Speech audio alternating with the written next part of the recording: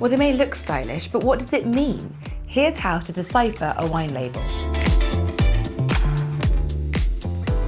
I'm Libby Brodie, certified wine consultant and columnist, and I'm here for the wine curious to help you drink that little bit better. So a question that I'm often asked is how to actually read a wine label. What's important, what isn't, and what does it mean? So basically, we're going to divide wine labels into Old World, that's really generally thought of as the EU, Europe, or New World, and that's generally thought of as places like Australia, South Africa, New Zealand, South America.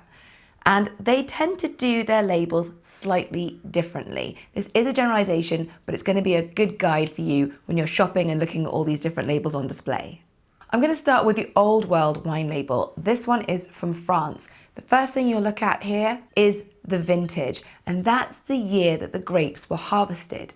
This is key for any wine because lots of things can happen in that year. It could have had a lot of rain before the harvest, which tends to dilute the flavors of the wine. It could have suffered from spring frosts or been a really hot year, really driving those sugars and therefore the alcohol content. It's important to say that the vintage is one of the most fundamental things that affects your wine, which means that if you ever do order a particular vintage at a restaurant and a bottle arrives with a different year on it, it's worth flagging that because it will be different. So in Old World wine labels, typically the largest thing is the region where the wine comes from.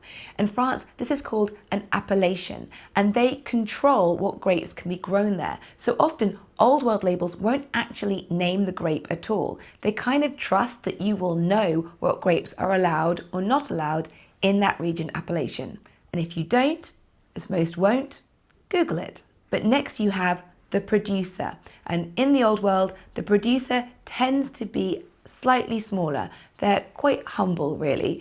But these are the sort of key aspects of any Old World wine label. And also, it's worth turning the bottle around and checking out the ABV, or percentage of alcohol in the bottle. Now that's important, not just because you want to know how buzzed you're going to get, but also because as a general tendency, higher alcohol wines will be more likely to be full-bodied and have that heat and power, and lower alcohol wines will have a tendency to be lighter. And if you find that a wine is 11% or less, well, sugar is converted into alcohol. So that might mean, as it's quite low alcohol, that there's some residual sugar in that bottle and it could be slightly sweet. Now on to the New World. Here's one I prepared earlier. So again, this also has the vintage very clearly displayed, but New World wines tend to put the producer as the largest thing on their label. They want to say who has made this wine.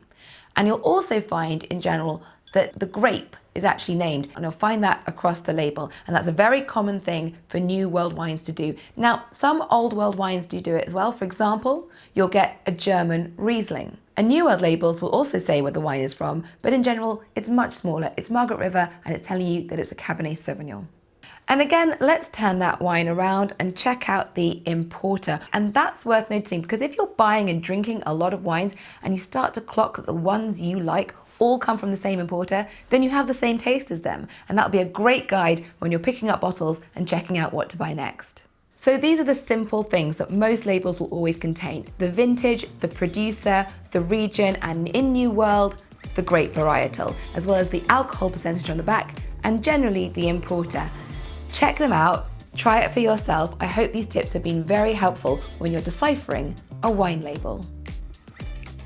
I'm Libby Brodie and I'm here for the wine curious. If you found this useful, please let me know. If you want to know anything else that you found on a wine label and don't understand what it means, put it in the comments below.